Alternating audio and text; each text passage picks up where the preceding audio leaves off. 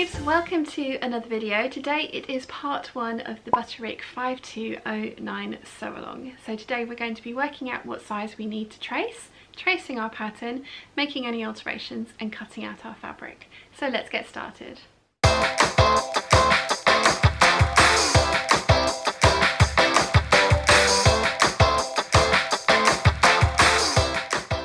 For this sew along you will need your fabric, your pattern, matching thread, matching bias binding, marking tool of choice. I use a friction pen, but there is also the Prim chalk mechanical pencil, both of which will be listed down below. Fabric scissors, paper scissors, French curve, ruler, pencil, pins. You're also going to need the appropriate sewing machine needle, a hand sewing needle, sewing machine, ironing board, iron, and pattern making paper, all of which are too big to put onto this surface. Well, except for the needles. Okay, so the first thing that you want to do is you want to iron your tissue flat. Then we are going to trace our pattern, but we need to work out which pieces that we're going to trace. So I have the pattern instructions here, and I want to make a list of all the pieces that I need to trace. Now I'm making dress B, so I want the sleeves and the back, so I am actually going to be tracing every single piece here. If you're making dress A, you wouldn't need to trace 4 and 5. So I've made a note 1, 2, 3, 4, 5, 6, and I will cross those out as I trace them off, because again, ask me how I know, I have missed things in the past. Now I need to work out what size I want to make. So according to my measurements, I'm a size 16 at the bust and a 12 at the waist. Now I don't have, my pattern only goes up to a size 12, so the size 12 bust is a 34-inch bust here, and then the finished garment measurement here is for the 12 is a 37, which means there's 3 inches of wearing ease in this. Now this may be a little bit tight on me. I may need to try and do a full bust adjustment to this pattern piece, and in all honesty I have had no idea how to do that to a pattern piece that looks like this. For the first one I'm going to make it this size 12.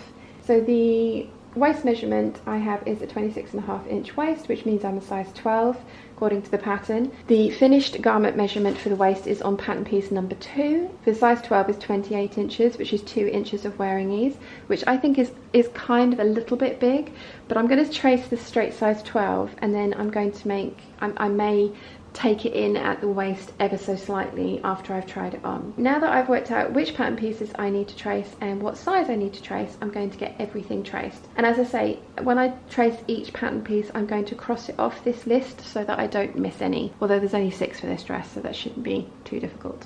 Okay, for this sew along, I knew that I needed to add an inch of length to the bodice, but with midriff panels, the lengthen and shorten lines were in the midriff panels, and I always find that where I actually need the length in the front bodice is underneath the bust. I always find that if I lengthen the midriff pieces, they end up looking disproportionate, and I end up with the seam line of the underbust sitting higher on my bust than I would like. So what I did this time as an experiment was, rather than lengthen where the pattern actually called for it on the lengthen and shorten lines, I actually added the inch of length that I wanted to the bottom of the upper part of the bodice. So we've got the front bodice here and the back bodice here. So you can see here, this is the original line, and I have added, literally just by tracing, an extra inch of length down there. So I've added an extra inch of length to the front bodice.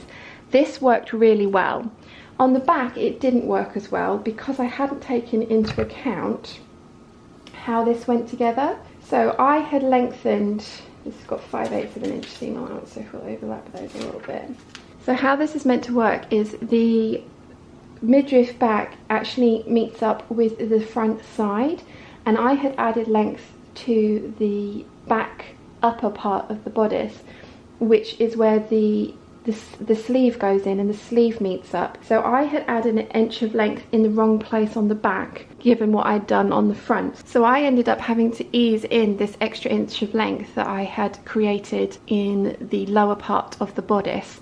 And whilst I managed to do it, and the dress is wearable and looks lovely, and you will be seeing the blue dress that I cut from this pattern in the sew along when I come to make my next one, because I will make another one of these, what I want to do is address it so that I've added the inch of length that I want and need into this midriff panel here, because if I take this inch of length off, my front is then obviously an inch longer than the back. So for the front, I'm very happy with the inch of length being added to the bottom of the front bodice, and I don't need to do anything with the midriff front because that part worked really well. I really like where this seam is sitting on me. It is still on my bust, but it's a lot less, it's a lot lower. It's obviously an inch lower than it would have been, and it's a lot less pronounced that it's still sitting on my bust.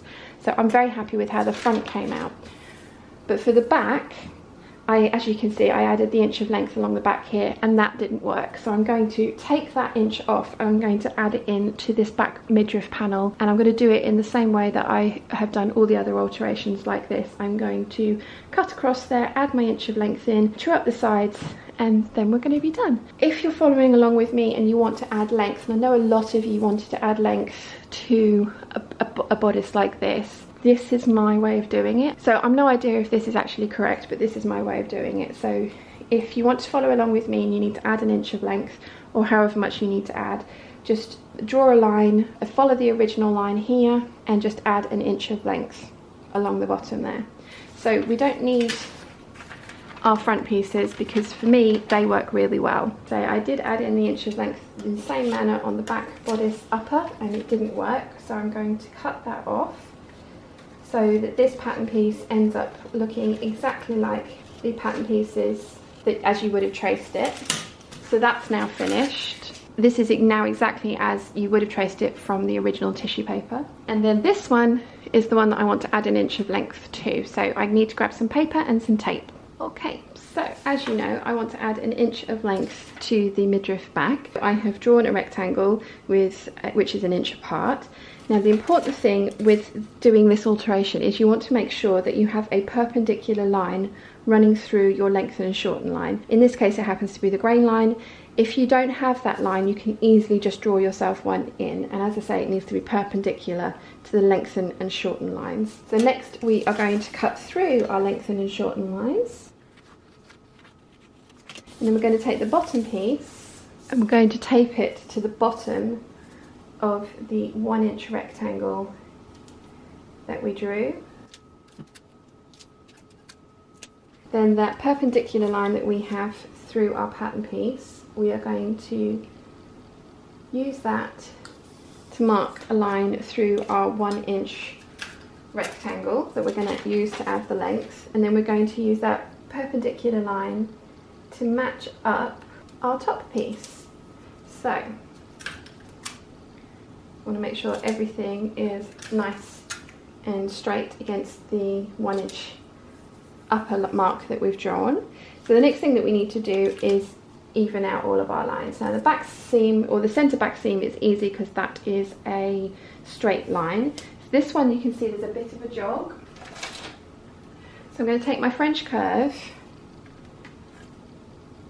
and I'm going to use the curve part of my French curve, and I'm going to line it up with the corner of the bottom corner of my pattern piece and smooth it out. So as you can see here, I'm losing about 1/4 of an inch off the bottom of my pattern piece, but it's evening out because we've made it longer, so it's going to be a nice smooth line. So we're going to cut this out, and now we've added an inch of length to our back midriff piece. So theoretically, remember we've got 5/8 of an inch seam allowance on both of these, and you can work out where they go because you've got the marks. So we've got the 2 large circles go together, the squares go together. This is cut on the fold, this is cut on, this has got seam allowance added to it. So we've got that piece, and then we've got this piece, and you can now see that the side seam is much more even and there isn't a giant jog at the bottom like there was previously. Whilst I have added length to the front bodice and not the front midriff, and I've added length to the back midriff but not the upper back bodice, I've still got the same amount of length in my side seam, which is what I'm after, and it means the next time I cut this dress out, I won't have to smoosh in the side seam the way I did with the blue one. As I say, the blue one works, the blue one is wearable, the blue one looks lovely, I'm very happy with it, and I will wear it. Now that I've made this pattern alteration, it just means that I won't need to smoosh the next one that I sew, which is awesome. So that is how I've added an inch of length to the bodice of this dress. Now we can get to cutting out the fabric and sewing our dress.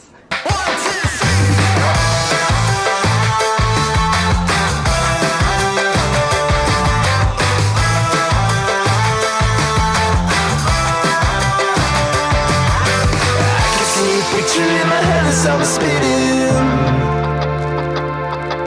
I could always tell it was the end of the beginning. When you come in over here, there's no need for pretending. I try not to be careless with the signals that you send in. I got it.